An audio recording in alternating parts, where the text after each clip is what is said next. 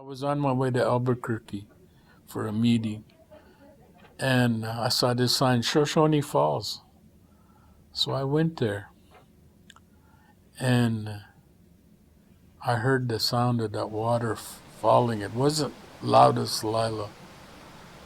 And I spread a blanket out, and I just laid there listening to it. The park ranger come over and asked me, "Are you okay?" I said, "Yeah, I'm okay. I'm just listening to this falls." And asked me how old I was.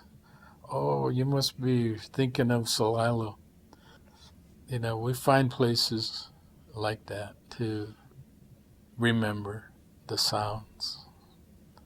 That's a sound I'll never forget. We all originated down at the Columbia, along the Columbia.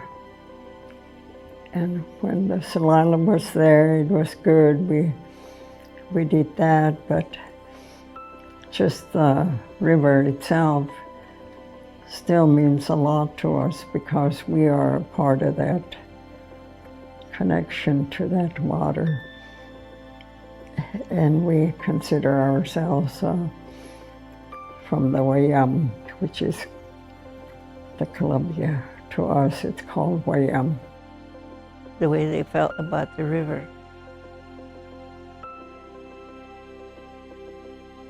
They kept saying, that it was created for them because that's where all these people came to fish. And they just had this feeling like the river was a person.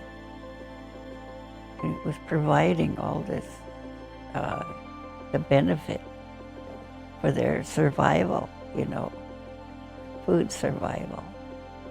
Where my uncles fished, it took two men to a pole. One man hanging on to the big pole, and one to have the rope.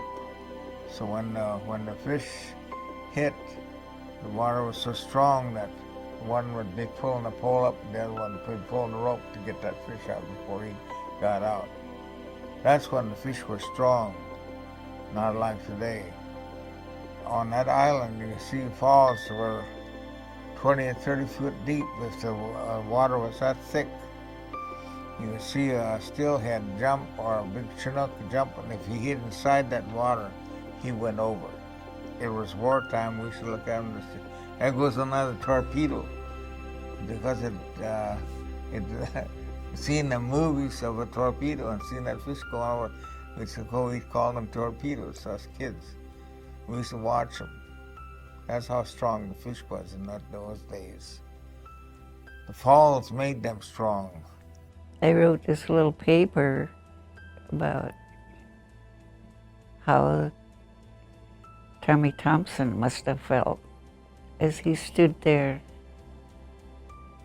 with his wife. And I was teaching it in my class one time, and my students start crying, and I said, "Yeah, that's the way I felt too at first next time I went down there, it was all flat. That's when I cried."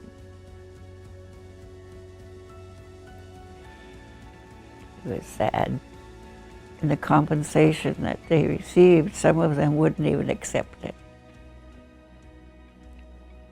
A lot of it was turned away. They said, "This does not make up for what we're losing." We remember what Celilo was about, but that was taken away, and so we don't stop there and try to cry over spilled milk. We continue on to allow that water to be a part of us. And we're still part of the Wayam.